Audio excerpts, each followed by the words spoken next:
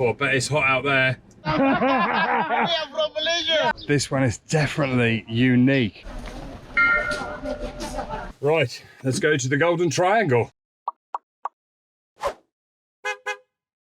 After driving our UK van to Bangkok and hearing that we didn't get our Chinese visa, we heard that our friend Paddy was starting a cycling challenge and needed a lift to Thailand's most northerly point.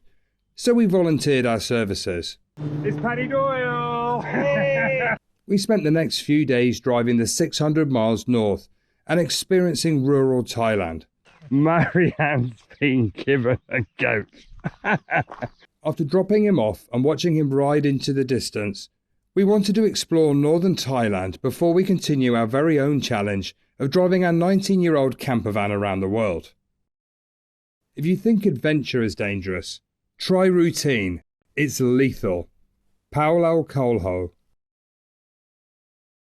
So after dropping Paddy off, we're still in the town. We're spending the day in the town today because there's actually a cave just outside of this town, about 15 minutes drive away, that we really want to go and see. And we want to take you with us. You ready to go find a cave? You're sneaking Pringles. Let's go.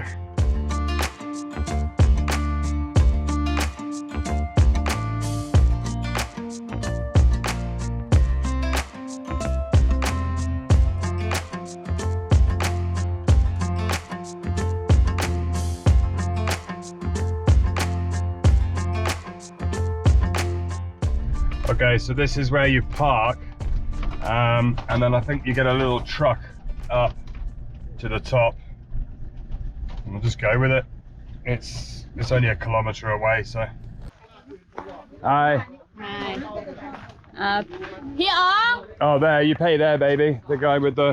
Go and come back 20 baht. Okay, kapung crap. Go 20 baht, come back free. Oh, sounds better. Okay, we're going in the back of the truck. 20 baht each return, which is very reasonable. It's like 50p. No, they're very happy. Yay! Oh, great. Oh, I love this.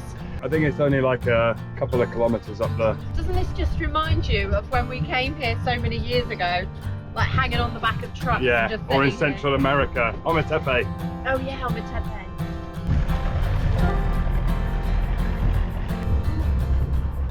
Samluang Kunam Nangon National Park. Walk.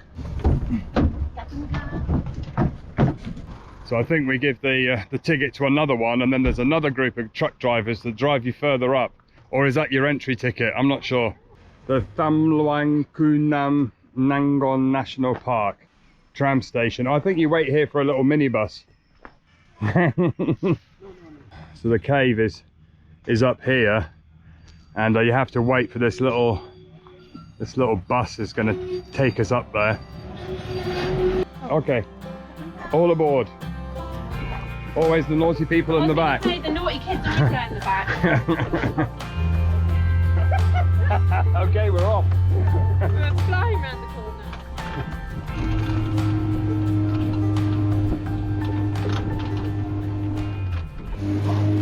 So that's it, we're dropped off. So this is the entrance to the cave.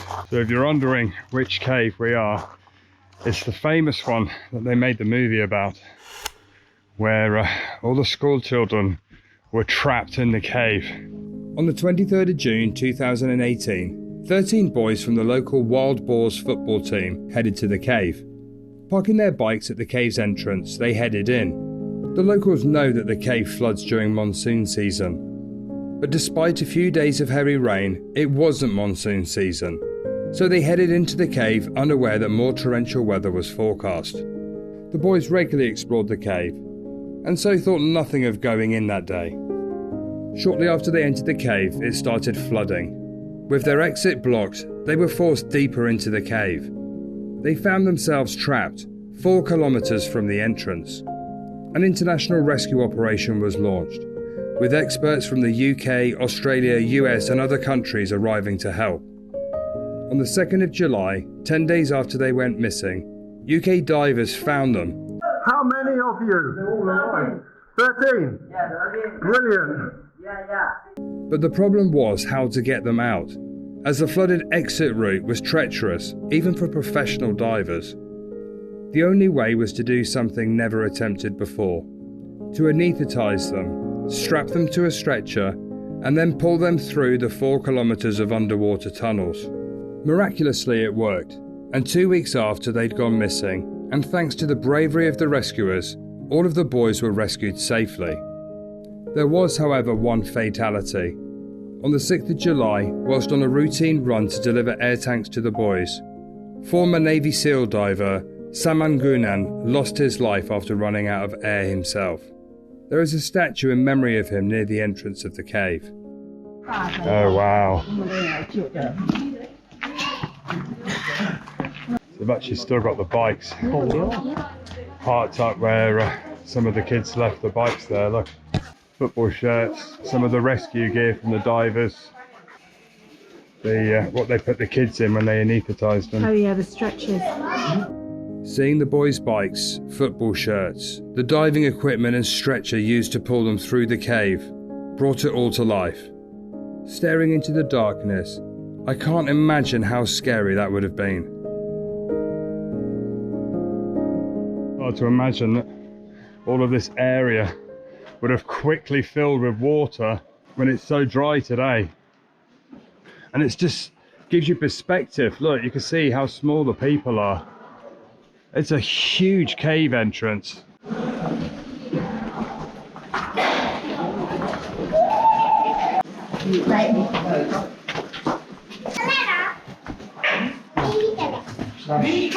It's thin just walking through here, let alone swimming, and if there was water, that's crazy. This area in Chamber 2 was used to prepare the anaesthetics, ready for the divers to take them deep in the cave to the boys. It's pitch black in here. You can't imagine what it would have been like. Can't actually see where I'm stepping anymore. It's smooth, I think, though.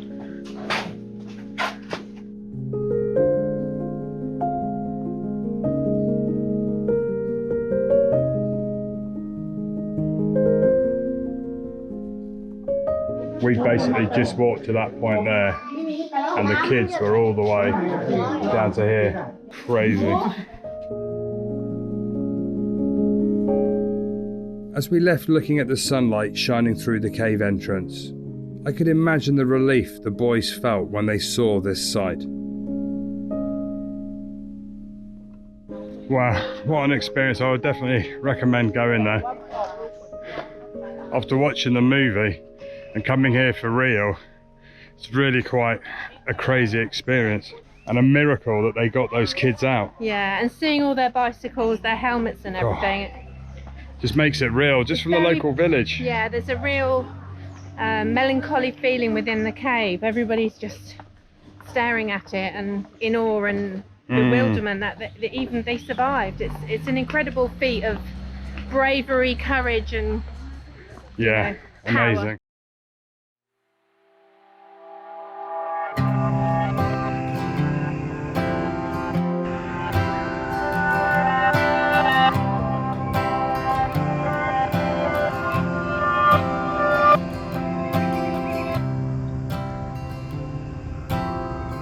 Good morning. Well, all I know is that the next week is going to be slightly mad. So we're all ready to leave the Myanmar border up here in the north of Thailand. Yeah. We're going to go down and get the map and show you the rough plan that we know so far. Okay, so we're right at the top here in Mae Sai. And this morning we're going to head to this side here, which is the Golden Triangle, and then we're going to head down to Chiang Rai, see a beautiful temple, and then the plan is to this afternoon we should get to Pray here, not to Pray, but that's the name of the town. I think that's how you pronounce it. And the farm stay that we stayed in the last episode is down here, and we're going to use that time to come up with a plan. So we probably could ship from Bangkok, but we have a shipping agent lined up in Malaysia. We don't have so long on our Thai visa, but really I think what we'll do is we'll go to the farm stay, spend a couple of days planning the future trip properly, and then we will do a route update a little bit later in this video. But basically we've got to drive from the top of Thailand all the way down to Kuala Lumpur, which is a long way in the next few weeks. It's going to be very busy. We've got this. We've got this. Mama didn't raise no quitters. Oh, no, no. Right, let's go to the Golden Triangle. Never thought you'd hear me say that, did you? I never thought you'd ever say that. The sun is trying to peek out the clouds this morning, so we might be in for a nice day. It's been a little bit cloudy, but it was perfect for Paddy's start to his cycle ride yesterday. Bright and early in the morning. It's only 8 o'clock, but you got all the food stands coming out. There is a smell of cooking in the air, barbecue smell. It's a lovely time to leave because the traffic hasn't picked up yet.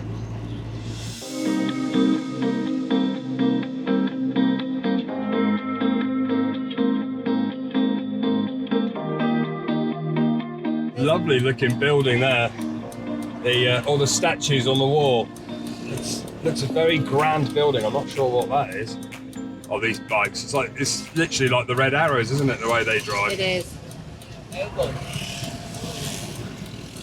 Oh my goodness. Oh, they're going to let you go. Oh, maybe there is traffic lights. I can't see any traffic lights. No, they're not working. Yeah, this building looks really grand. Statues on that.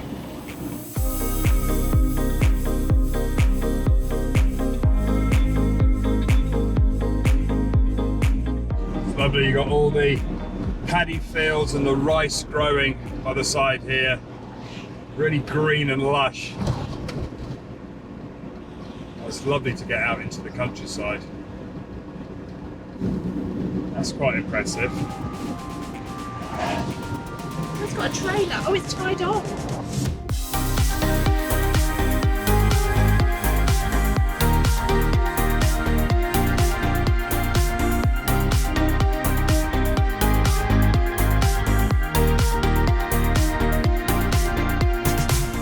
Driving through Thailand's amazing. You see everywhere these beautiful temples towering above the buildings.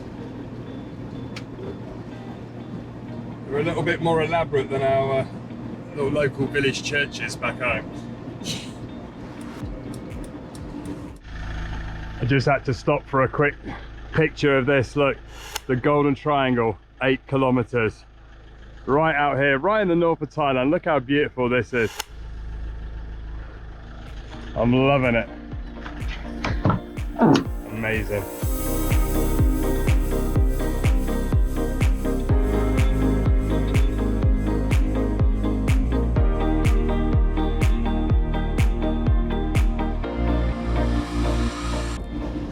We passed a few military checkpoints, but so far they've all been closed. I think it's a bit too early in the morning. Oh wow, look at that. There's a big Buddha there. It's here basically, baby, I think. Do we just park here then? You can park anywhere. We are from Malaysia. Salamat Pagi! Salamat Pagi! We saw your face. This is the viral one. Yeah. Wow, they were excited to see us. If you're new here, you may be wondering why. Well, whilst we were in Malaysia, we got stopped by the police. Now that's not unusual for us driving a UK van, but we didn't realise that we had filmed getting bribed. Okay, perfect. Can. Oh, pay here. And the video ended up going viral and was on every news channel in Malaysia. Police are looking for a British couple to assist in their probe into the case of a traffic cop who allegedly offered them a speeding summons discount. I think we may have an interesting welcome when we cross back into Malaysia. Wow, look at that. Fantastic. It's Thailand, Myanmar, Laos. Wow. Mekong River. You can see where the river is meeting here. The colour of the water is changing, look.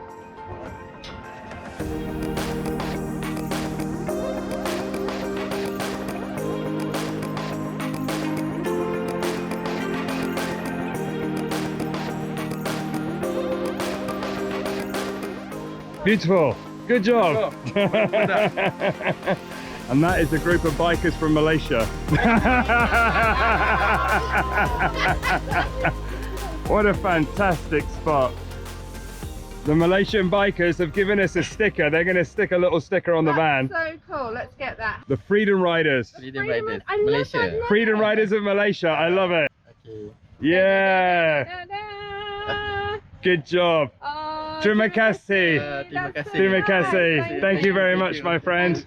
Okay, all the bikers are going. Bye. Cheers, guys. Bye. It's actually getting quite busy now. There's a few more people turned up to have a look. So we did well to come so early in the morning. I think if you come later in the day, it would be packed. But you can actually get little boat rides out that take you so you can go to each country. It's very beautiful.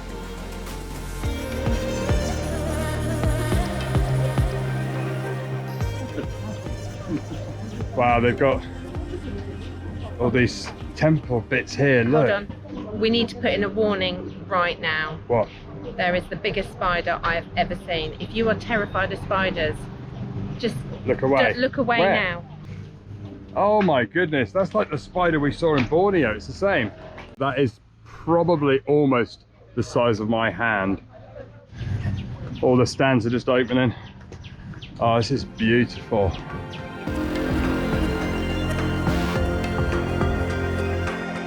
They've got this huge Buddha here. Have a little look. Wow. That's beautiful.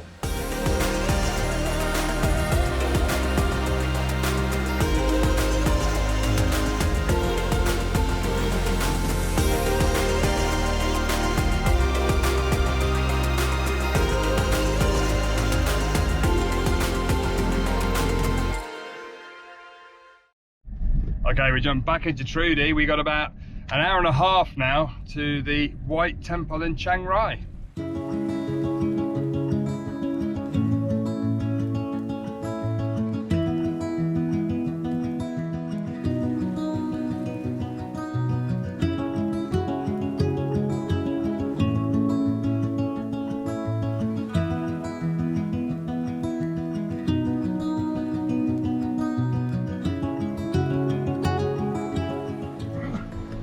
Okay, we have arrived at the White Temple here in Chiang Rai. Wow, it's looking amazing already. We managed to find a massive car park with plenty of space behind the temple, because at the front it looked rammed when we arrived. Let's go and have a look. That's the first. There's a skull ashtray. Not sure of the significance of that. Wow, absolutely stunning. The White Temple, locally known as Wat Rong Kun, is the most recognisable and visited site in northern Thailand. It was created by Master Chanamakai Kosit Pipat and opened in 1997. When viewed from afar, it appears to be crafted from sparkling porcelain, but upon closer inspection, you'll notice that the dazzling effect is achieved through a blend of whitewash and transparent mirrored chips. By the year 2000 it had become run down, and with no official funds to repair it, Chalamachai decided to rebuild it and fund it himself. But in 2014, the temple was damaged by an earthquake. Chalamachai said he would have to demolish the structure for safety reasons and would not be able to rebuild it. But after an inspection, he discovered that the structure was unharmed and promised to devote his life to the works. Today the works are ongoing and they are not expected to be fully complete until 2070. That's beautiful. They've got all these colourful hanging baskets all the way down. Isn't that wonderful? It's really special here. Even though it's busy, it just feels perfect. Then we got some monks dressed in the traditional orange. Wow, that's lovely.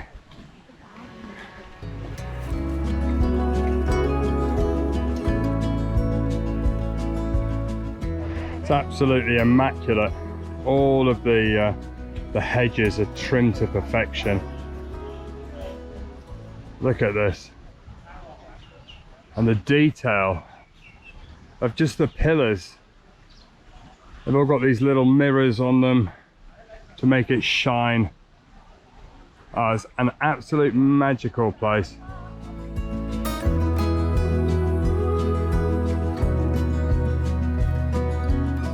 We've managed to find a small area away from the crowds. For some reason there's nobody down here.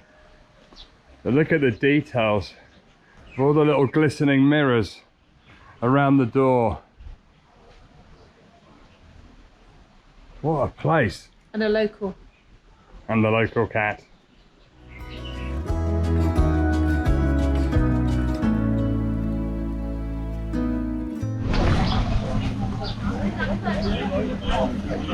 Look at this. You'll know on our travels we've seen a lot of temples as we've traveled through Korea, Japan, Malaysia, and now here in Thailand. But I have to say, this one is definitely unique. It's got a completely different feel to it. Just looking at all the different layers of the roof on the main building there is unbelievable.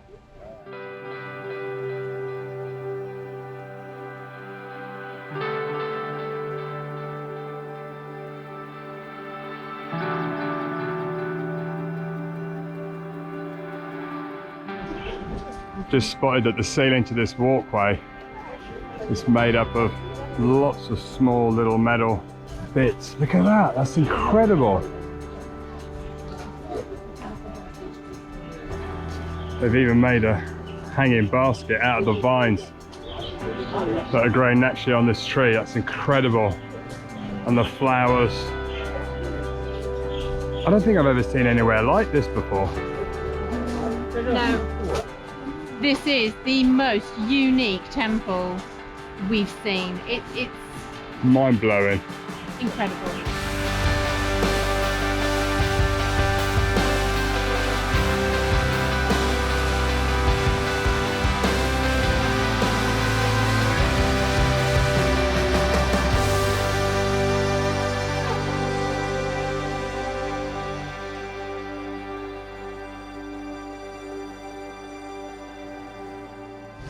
Look at that ornate bridge. You can see the crowds of people at the entrance here. Apparently this is the main attraction up here in the north. I can see why. Okay, we're going to try and go into the chapel. I think you've got to buy a ticket. There's the queue. Okay, the tickets were 100 baht each. They've got two lines, one for locals, one for foreigners. There's a big queue. It goes all the way around here, but it seems to be moving pretty fast.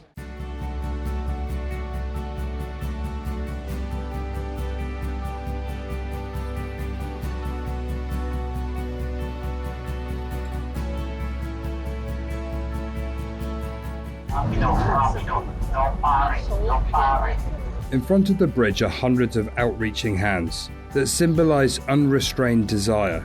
The bridge proclaims that the way to happiness is by foregoing temptation, greed and desire. So we're just going in and just crossing the bridge now into the main chapel. The detail's unbelievable. All these little mirrors. Everybody's stopping to get their photos. We headed towards the main building, but unfortunately there's no filming allowed inside, so cameras off. Super busy inside. I would say that if you are going to come here, come very early in the morning. It's a little chaotic, isn't it? I actually had a little bit of a mini panic attack in there with the claustrophobia. There were so many people everywhere. As we say, the prettiest places are often the most touristy and the most packed. But for us, we like the quieter places. But I would definitely go there. It's absolutely stunning and beautiful. But there's coachload after coachload of people arriving. So we're going to try and grab some food because the restaurants at this side, look quiet, and we've still got, I think, another 5-hour drive. I think if you get here like 8 o'clock or 7:30, it would be perfect. The sun is out and it's very hot, but what I love about these crag hopper trousers is you can just take the bottoms off and get your shorts back on. Good plan. I don't think I would ever travel without these trousers anymore. After that quick walk around the White Temple, we've jumped back into Treaty. We got about 3.5 hours drive south to the farm stay. So sit back and relax. Oh, I bet it's hot out there. Oh, they're all giving us a wave. Yeah, it's very hot. It is hot. It's hot. Hot. Yeah, they're very hot. They're sat in the back of the truck in the sun. It's the beginning of hot season, and it must be super, super hot for those guys. But they're giving us lovely big smiles. Oh, there's grandma. I love grandmas. Oh, time to go.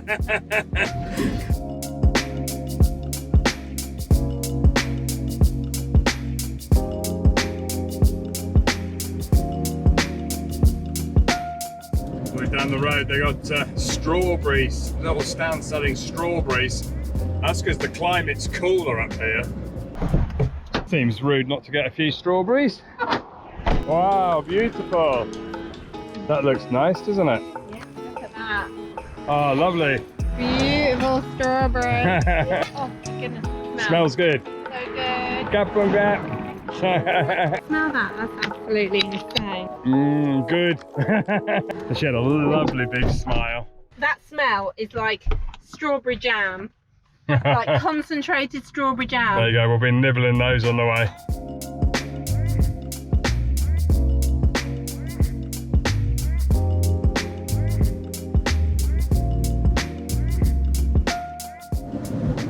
It seems like autumn here in Thailand. I don't think they have seasons like that, but the trees, the leaves look like autumn back home. They're all starting to shed their leaves.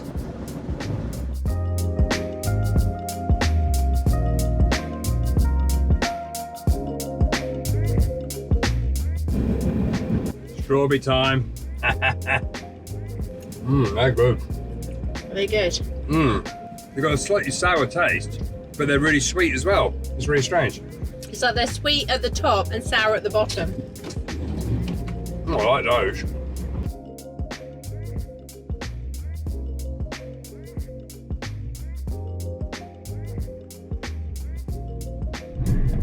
We're just pulling over to a local petrol station. All petrol stations have like separate toilet blocks. So if you need a quick pit stop, it's very convenient. They're like service stations, aren't they?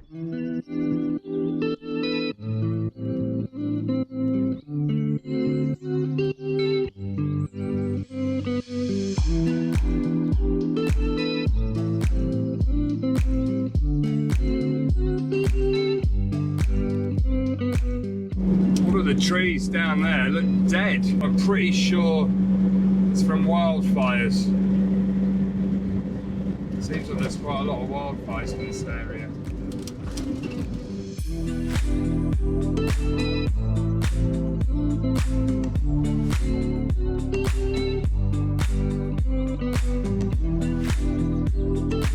We're back to our little happy place. We've pulled off the main road and we're coming back to the homestay that we stayed. And there's cows wandering down the road. How lovely.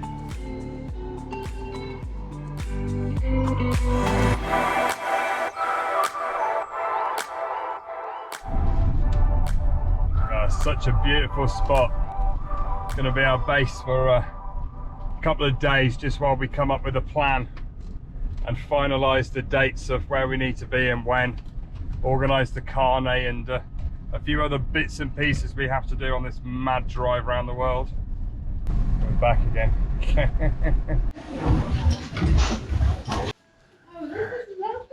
Yeah, nice. Desk, all of the rooms, they're all slightly different, aren't they? They're absolutely beautiful. This is just stunning.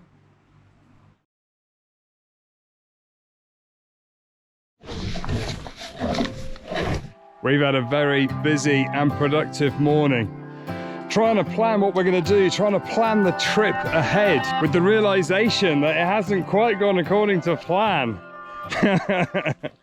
But we do know two things. We know we're not going to go through China, and we know that from here in northern Thailand, we can't go through Myanmar either. And that means really there's only one option, and that is we need to ship somewhere. So we've been looking at the map, and it makes sense that the next place that we ship to is India.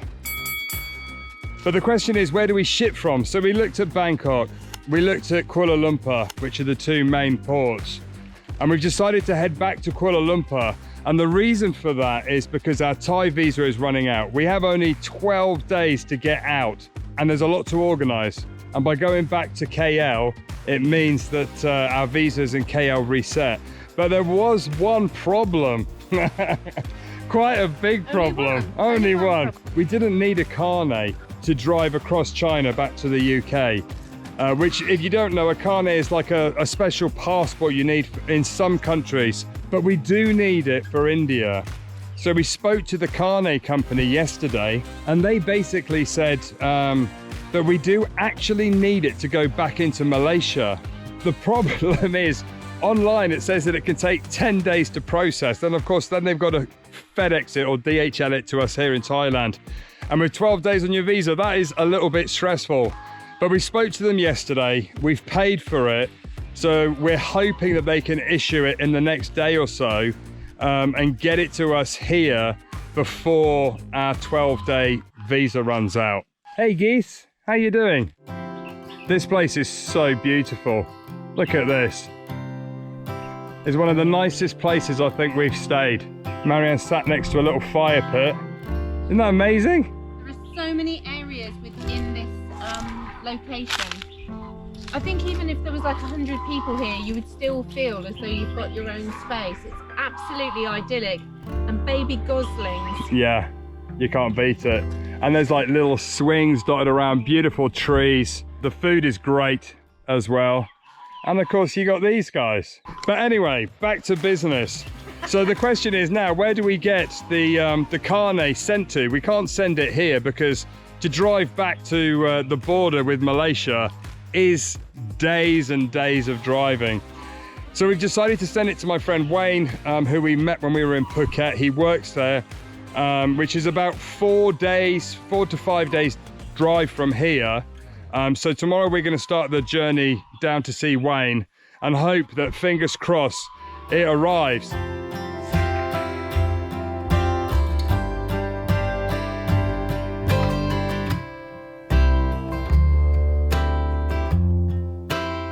I love this traditional looking house.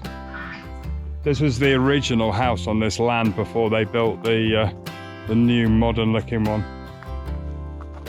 Got some fruit trees here that you've probably bought back home maybe once in a while.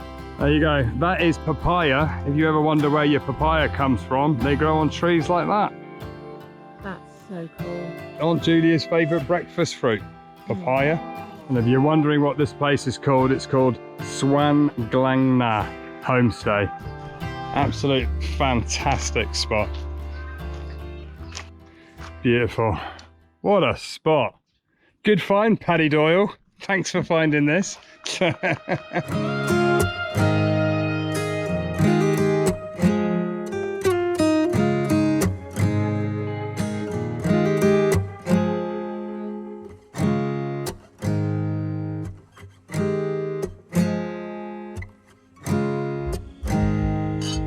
In the evening, it was time to relax, have a nice dinner before the mad rush to get back to KL starts. Happy birthday